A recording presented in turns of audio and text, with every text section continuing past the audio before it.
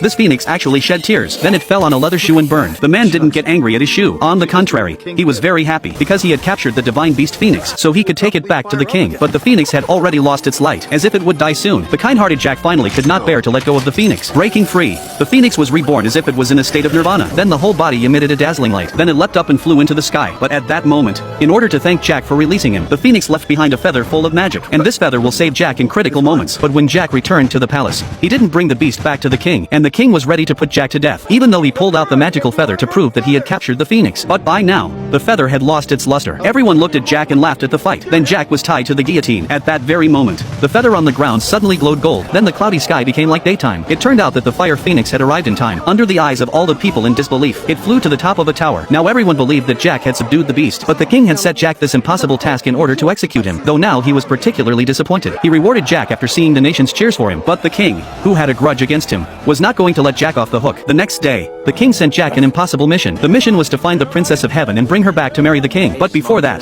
the king had sent many soldiers to look for the princess, but none of them came back alive. I thought Jack would be killed in this mission, but Jack reached the princess's door safely. But when he tried to enter, he was blocked by a wall of ice. There was nothing Jack could do about it. Just when he was at his wit's end, the feathers of the fire phoenix suddenly floated in the air, and then instantly entered the ice wall. The next moment the ice wall instantly melted and disappeared, but he didn't notice that the donkey that was following him was swept down the cliff by the melting ice. Then he entered the palace and found the princess of heaven, but the princess knew that the king she was going to marry was a very old man. She immediately ran to the cliff to refuse the request by dying.